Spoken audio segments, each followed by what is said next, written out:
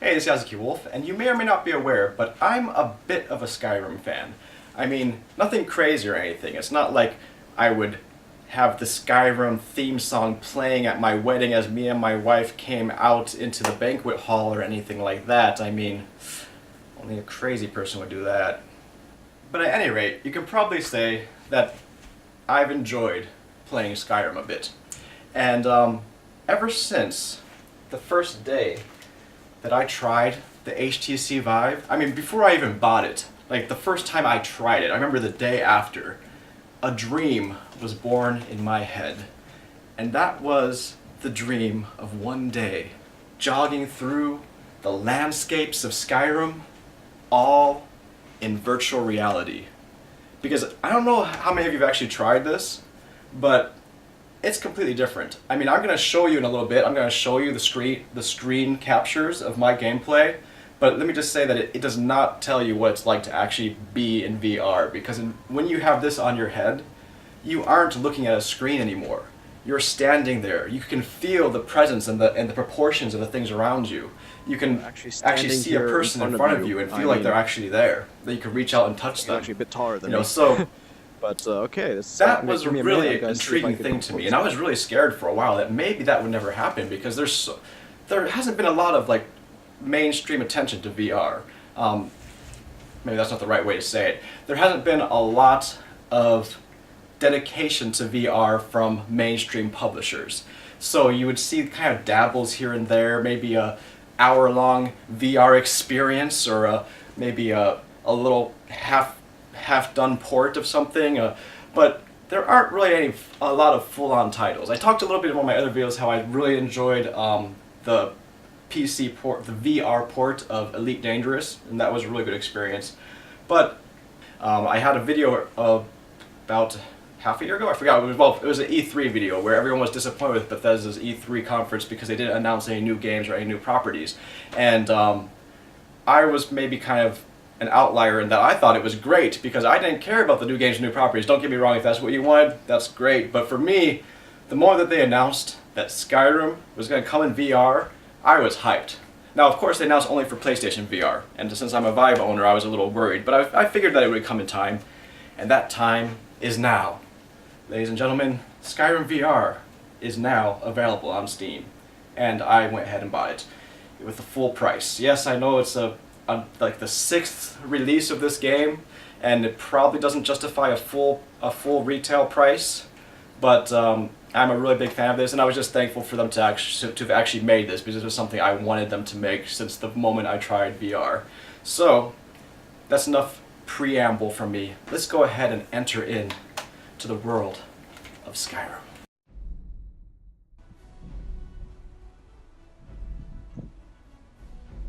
I gotta say, this is a pretty awesome start menu. Standing right here in Skyrim. The temple on the side, we got the waterfall, we got the light shining through.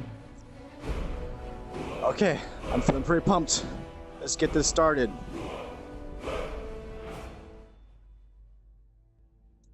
Tell you, it does make the loading screens a bit more interesting to actually have these 3D models in front of you like this. I wish I had a little bit more room in my house so I wouldn't be scared of bumping into things, but that was cool. I generally avoid doing the intro when I actually start new games on the regular Skyrim, but this should be interesting in VR. I'm expecting. Yep, here we are. The well-known Skyrim. Whew. Here we are in our intro scene, riding on our cart, all condemned to death. So you all got your hands tied, but look at me, I'm free. Well, I think I am. I don't have a body, so I don't think I ever noticed that there were people like watching on the side like this when I played the original game. I think because generally when you're playing in 2D, you don't really feel like moving your mouse around to just look around, but when you're sitting here in VR, you just naturally start looking around. Alright, so it looks like we have our general character creation just like in the original. It is, once again, very interesting to have your avatar actually standing here in front of you. I mean, I think he's actually a bit taller than me. But okay, this I'm gonna give me a minute. I'm gonna see if I could. Oh, this guy's pretty tall too. Like, I wonder if the scaling is different, or maybe I'm just short. Like everyone, all these Nords are so much taller than I remembered. はい、ティリウス将軍。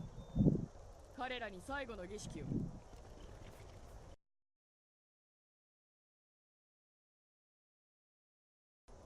我が父祖たちが微笑みかけてくれるのが見えるぞ、帝国。貴様らに同じことが言えるか。Did I watch that when I played the original game? Am I allowed to show that on YouTube? You know they say that you're alive for 30 seconds after your head gets chopped off. It's been semi-scientifically tested. Who's next? Me? What? Me? I didn't think I was next. There was like 3 other people there. Oh crap. This definitely has more impact than it did in non-VR. Oh.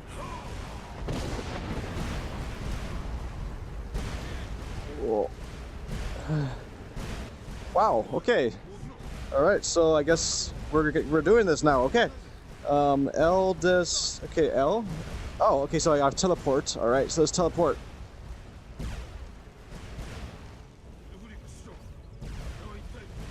This, wow, this room seems so much bigger. Did they rescale this? I don't remember it being this much, this space, this roomy inside of these. I will say one thing I noticed right away is just when you were in non-VR, I didn't look around my surroundings this much. Like here, I feel like I just naturally want to see around me whenever I enter a new area. Oh,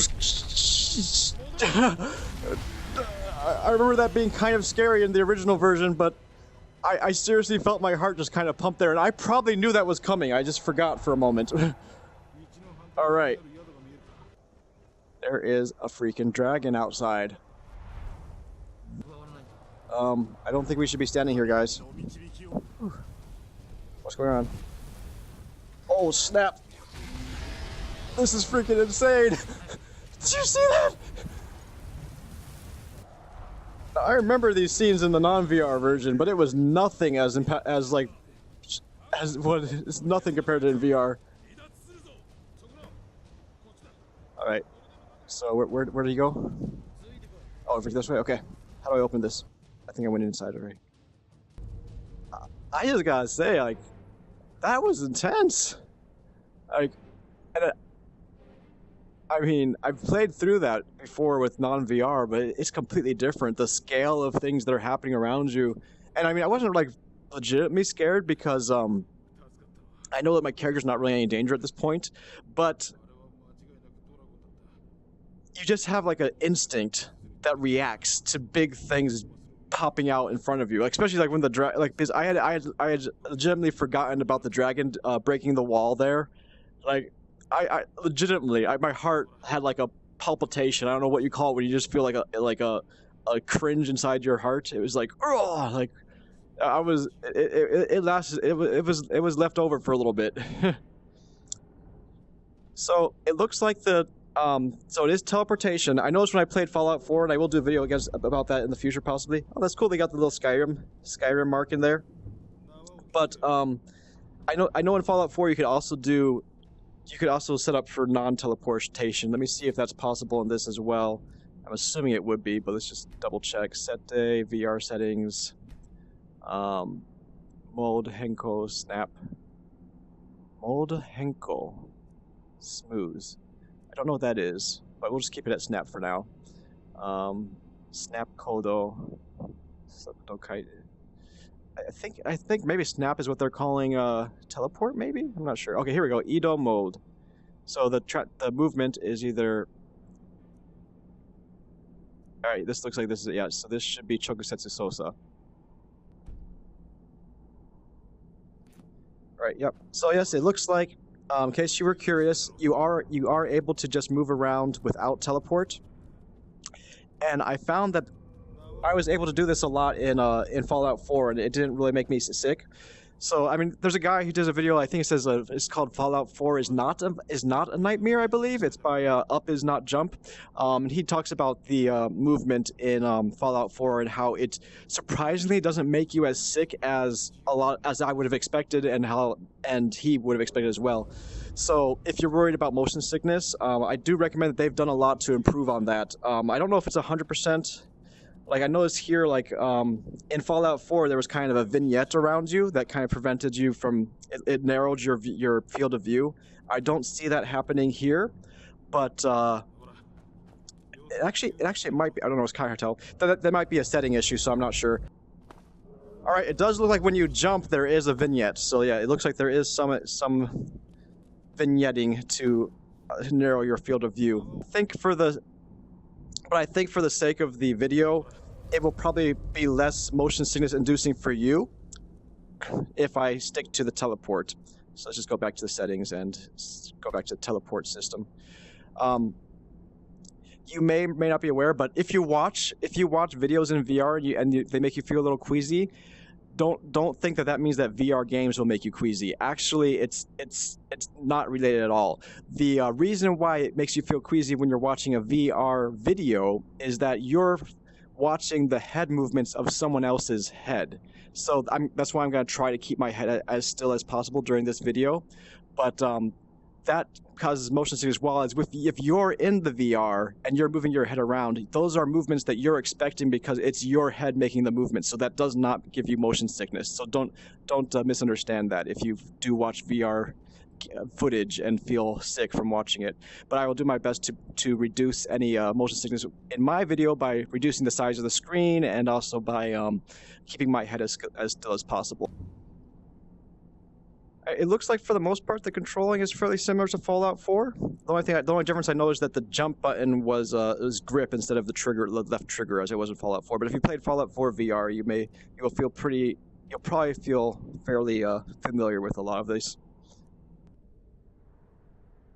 Woo! I'm flying.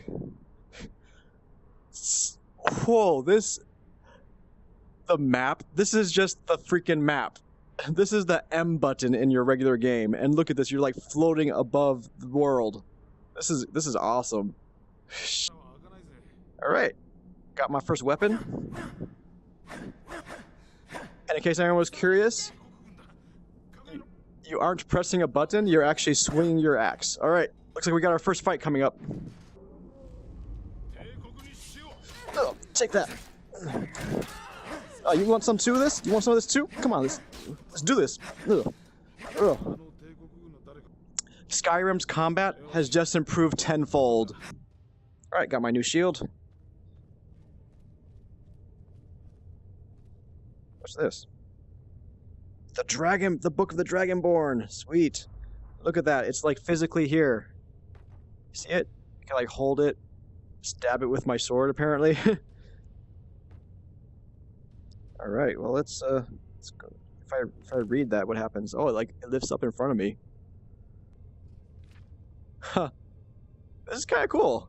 I don't know if I would actually sit here in VR and read a book, but it is kind of cool to have this large, like manuscript sprawled open before you, and whenever you swipe, it moves the pages like so. It's like that's pretty cool.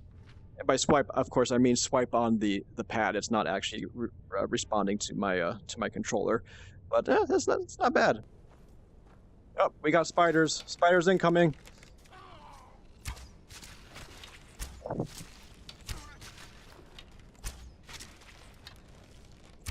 All right, I think I found my weapon. So I really like the ease of exploration of going through and. Wow, these eggs are so much bigger than I remembered them. Look at the size of that thing. All right, so I like so this is a good illustration here. I really like oh, that's a human being. Wow. Like, I don't know how I can really explain this well, but you just naturally notice your environment a lot more in VR. Like, I'm sure that these are all details that I never noticed before when I played just in the normal 2D screen version, because I think you're kind of just stuck into your one little. You don't have that peripheral vision to call things to your attention, and I really don't think this is going to come through in the video you're watching right now. But in VR, you have a fair amount of peripheral vision. I mean, it's not a huge amount. Like, I think they're working on that for future models of virtual reality. But for right now, I think can you see me in the screen? So I have about that much, maybe about there. That's about my peripheral vision right now. So I mean, that's not like real life. In real life, your peripheral vision is more like this. But if you imagine on a TV screen, your peripheral vision is something like this, right? So now now jumping in VR, my peripheral vision is a good like 150% to 200% that, which means that now things on the side of the screen are calling their attention to me a lot more. And also, since it's right up in your face, like it's not like there isn't that distance. You feel like you really notice things. The one thing that I feel they could do a little bit better, it could be in my imagination, but I believe in Fallout 4 VR, it would give you like a little box. Like when you put your hand out like this, it would give you a box that told you what the contents were. Then you could scroll through and take the contents from there. And here it's not doing that. It's just saying search this spider egg, and then you hit the search button, and it brings up this UI screen. And I feel like it would have been better if they kept the same type of thing that they had going with the Fallout 4 VR, where you didn't have a separate screen open up. It was that screen right there on your hand that you could scroll through. All right, I got my sword and my shield ready. So let's try out some just straightforward melee combat. I noticed that in the tutorial area, the game was set as default for very easy. And that was probably why the enemies were like dying before I could even figure out how the actual combat was working. So I went ahead and went to the settings, gameplay, difficulty. Apparently it's still at very easy. All right, well, let's move that up to very hard. Yeah, I think I might try Legendary a little bit later. Well, should we try Legendary? I'm pretty sure I'm gonna die because I'm at level 1. So I'm just gonna go to very hard for right now, just to see what that's like. And once I get the hang of it, I might up it a little bit, up it to Legendary. But here we go. Let's see if we can get a handle of how this combat actually works. Another thing I noticed as well is that before we do that, another thing I noticed as well is that the settings have a height. So part of the reason why the guy at the beginning seemed really tall to me is that my height was set somewhere down here. So I moved it all the way up to the top, so now it feels a little bit, I'm about as tall as I should be, which helps with the immersion. All right, so let's give this a go. And I'm not going to be running, I'm going to use teleportation, so I'm not going to run around or anything. I'm just going to be straight up blocking and attacking and see how this works. Okay, so it looks like you just hold your shield up and that blocks, as you would expect. I'm not sure exactly how you would do a power attack. Like he just power attacked me.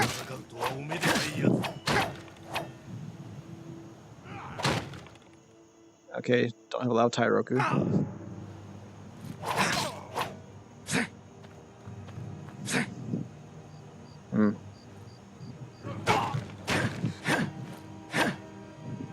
So, yeah, I'm not sure what. How do I power attack? I'm telling you, shield bash? Oh, a second. I want to... that's the wrong button. I want to use some of those healing potions. I normally hate this. Like, I normally hate the pausing combat to heal, but this is for demonstration purposes, so... Alright, so...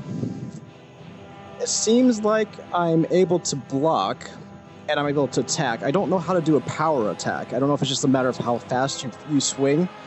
And I also want to see if I could get a shield bash in or not. Because that was a big thing I used to do when I would...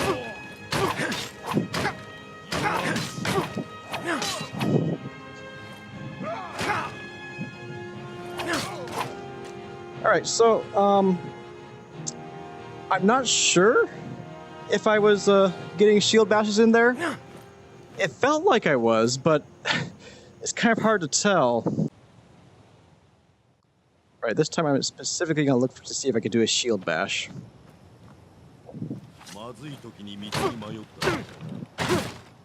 Yep, it looks like I... Come on, get closer. Yep, that definitely looks like a shield bash. All right, cool. So shield bashing works. That's great. So you just bash with your shield. You don't. It doesn't require any extra button input. It's just a straight bash, and you saw him falling back like that. So shield bashes work, but of course it causes your stamina to go down. So I'm level 1. I'm kind of a pushover as it is right now.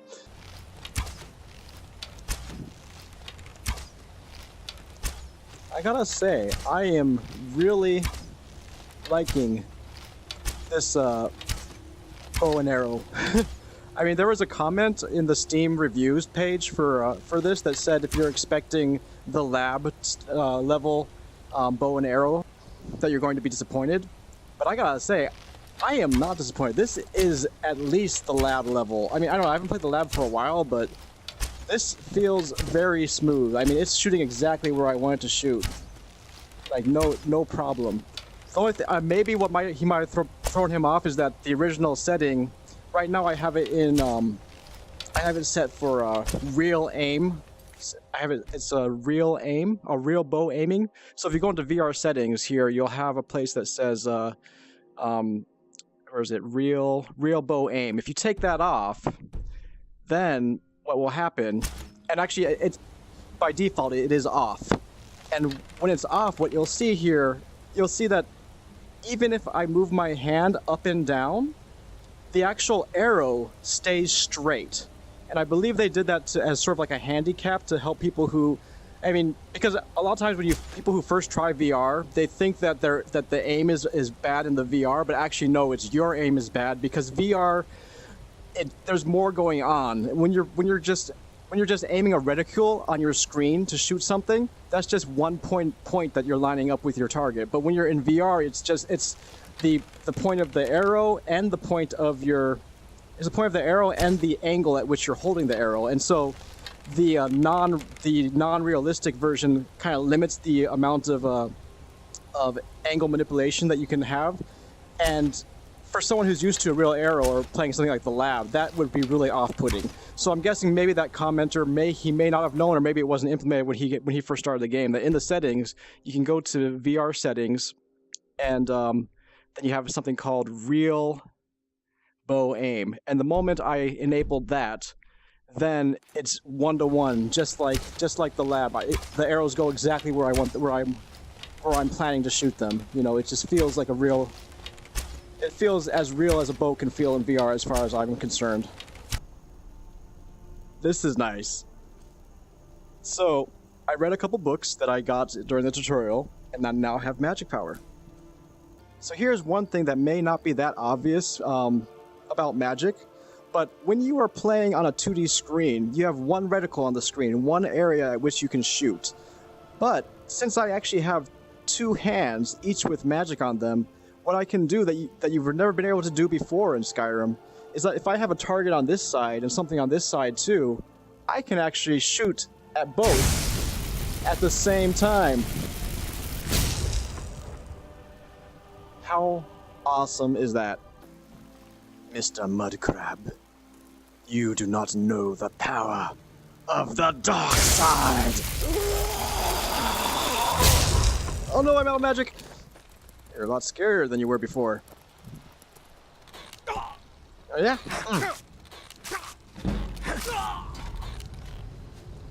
And that, my friends, is how you get killed by a mud crab. Alright, this is it, guys. We're gonna walk into Riverwood. I took the teleport off for this. We're gonna get the full experience, get into the motions of the walking. Alright. A little jump in there. Oh, that feels good. Actually, doesn't feel too bad. I think actually doing it in real life kind of gets rid of any of the motion sickness of it. All right, here we are. It's a beautiful moon out here in the land of Skyrim. Enter into the town. of Riverwood.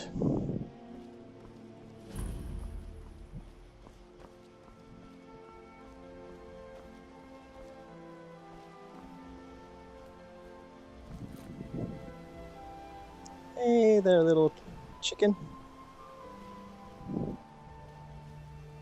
Isn't that beautiful? Here it is. Here's the blacksmith of Riverrun. This is where I first learned to do the smithing of the black. Feels really nice to actually be here, you know? Makes me want to just pull up a seat and sit down for a little bit. Oh, that's what I gotta do. We gotta walk into the inn. I want to see the inn. Where's the inn?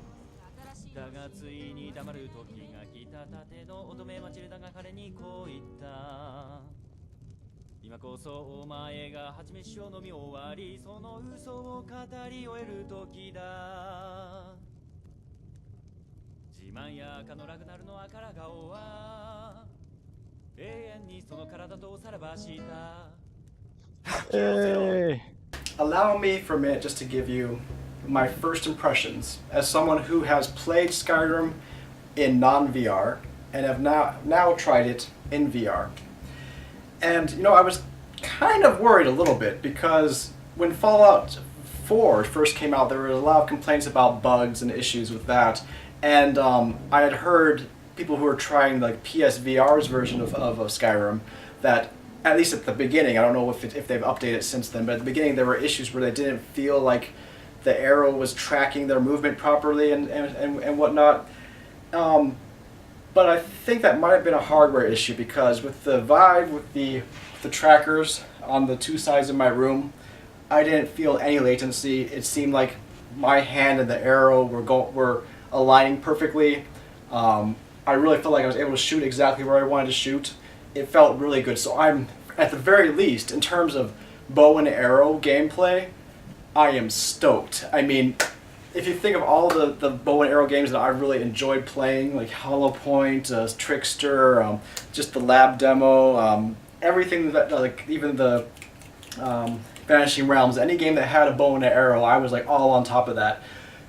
But to now have that in an expansive world like Skyrim, where I can travel around and go hunting and go raid bandit camps and stuff, that's gonna be amazing. Just to be like boom, boom, boom, shooting people. I mean, whew, that's gonna be really nice. I'm really looking forward to that. And in terms of the actual like melee combat, I mean, there's a lot of issues with that because as immersive as VR is, once you are actually having things hitting each other, like it's difficult because in real life, obviously, if you were to bang someone with your shield, you would feel the pressure of their shield hitting against them. And you don't really get that per se in VR, although there was feedback where I saw the enemy character like kind of doing a fall back motion. On my first impression, it doesn't feel as like oomphy as it does when you're playing the game in non-VR and you're doing a mouse click or a button press and you have like your, especially if you're playing in third person, you can see your character's animation like do this motion. But that may just be that I'm not used to it yet, so I'll give it a little bit more time and develop how I feel about that. I also tried a little bit more off camera, where like I also tried a little bit more in a period where I forgot to record, where I was actually doing more movement and like foot play with the enemy bandit in a melee combat situation, and I was really noticing that you could kind of control your distance between him, which is something that you get if you ever, I don't know how many people have done like martial arts and things and you have like one-on-one sparring. It's all about the distance between you and the person you're sparring. It's about like maintaining that distance and only closing that distance when you want to come in for a strike. And I was feeling like I was starting to get a bit of that, especially if I was like waiting for him to do his power move, because of I think he was an orc bandit and they really love doing the like really powerful strikes. And I really had a sense where I saw him winding up and I could instinctively guess at how far I had to step back to avoid it. And I think that it was more so than in the 2D version, and I'm saying 2D in terms, it's a 3D game, but you know, a 2D screen, right? Where you're looking at a flat plane, and it's hard to really determine how much distance you have to put between yourself and that image on the screen. But when you have a three-dimensional projection of this person in front of you, it's very easy to kind of guess, okay, I have to, this thing is coming at me here, so I have to go back about this far, and it really felt very natural. I may try to get some other footage of that in the future, because I was like, oh, let me just play around a little bit without the camera on, and that happened to be a really nice dynamic there. But at any rate, I tried to I may try to reproduce it to some extent and put it in later. But other than that, the magic, I definitely need to try more of that. I think because I'm so low level and I haven't like gotten any like magic skills per se, like I haven't like buffed up my mana or anything. Like you saw on a very hard difficulty, at least I didn't have enough mana to kill a mud crab. So I may have to play with that more when I have a larger mana gauge to work with. But for the most part, I'm impressed at the ability of just being able to shoot in various directions. The other thing that threw me off for a second was that I was inclined to hold my hand out like this, right? Because that's what you think magic, you're gonna shoot like this. So I went like this, but apparently it looks like it's more, I'm not entirely sure what I did, or maybe I'm wrong. So people who played, like, maybe you could figure it out, but I was trying to shoot straight forward, but the magic was shooting upwards. So I think maybe it's more like a, that is just probably definitely what it is. So I wanted to go like this, so I held the controller like this, which made the magic shoot up instead of at the enemy. So you have to actually be more like you have a magic sword or something, and you're like stabbing at them, I guess, or think of it like a gun, maybe something like that, and it seems to shoot in that direction. But so it wasn't as intuitive as like the bow and arrow. The bow and arrow is very quick. It's all just a matter of the what do you call that? The relationship between these 2 points and what the angle of that is to figure out where you're going to shoot.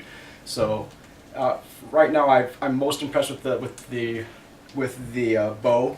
But I think there's a lot of potential with the melee combat, especially because they actually included the shield bashing. I mean, that adds a whole different level than just block and attack. Because I think there was a couple of other games I played in VR where you had a shield, but you weren't able to bash, and that was kind of felt awkward to me as a person who played Skyrim a lot and was always about like blocking, bashing, and then attacking, you know. And so now that I can actually do that in VR, that feels pretty good. By the way, this is very important. If you are considering to just buy the $30 Vorp X Skyrim, the Vorp X third-party software to play Skyrim instead, don't! Stop! I bought it a long time ago because, once again, I was really hyped about playing Skyrim, and the Vorp X, it said it's supposed to be it's supposed to be able to allow you to play all types of games like Skyrim, Fallout, and like it had like a whole list of all these AAA titles that you're supposed to be able to play on it. It's not VR. I mean, basically what it felt like, it just felt like they took the screen of the 2D screened regular version, and they mapped it onto your headset. It basically felt like you took the screen and just put it on your face like this. And you're like, I guess this is VR. You know, it's not. Do not waste your money. And also, there's this fine print on their website that says no refunds. So no, like, trust me, it's not even worth $10, not even $5 in my opinion. All right, sorry for that little sidetrack. But I think you got my general impressions. There's probably a whole lot more I could say about different aspects of it. I may do that after I play a little bit more. But for my first impressions, I am stoked. I mean, it's pretty much everything I was asking for. I can't think of anything that I really feel is a disappointment. I mean, the resolution could probably use some improvement, but I imagine that's partly because I have the old Vive and not the Pro. And also, I imagine mods could also increase the resolution and whatnot, as long as like computer could handle it.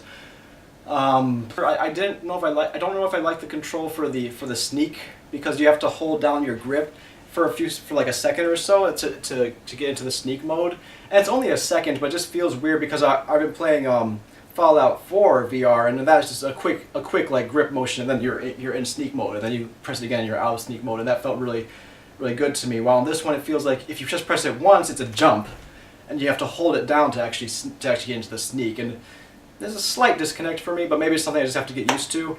I'd hope that there'd be a setting either now or in the future where you can actually have it just mapped to where you are positionally. So say if I were to actually just get down like this and it notices that my head is down, that maybe that would be enough for it to register that you're in the sneaking mode. I think that would be more immersive probably to be able to do that rather than having like a toggle button you have to keep track of. As far I tried to look for if there was a setting like that. I didn't see one, but I'll have to look again in the future. If any of you guys know, put it in the comments.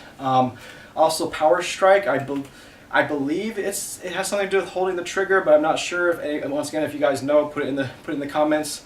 And yeah, I'm pretty impressed. Yeah, the only disappointment I guess is the price. I think it is a little too expensive. I think it would be more. It's more logical for it to be around $40. But then again, you look at all the other VR games that are charging $30 to $40 and only have about 10 hours of gameplay. And if you consider that, then a game that you're probably going to play for 400, 500, maybe even 1,000 hours, because I know that I have put nearly that much into my Skyrim gameplays, that's worth it. So that's all for this time. Let me know any questions or ideas you have in the comments. And until next time, よろしく。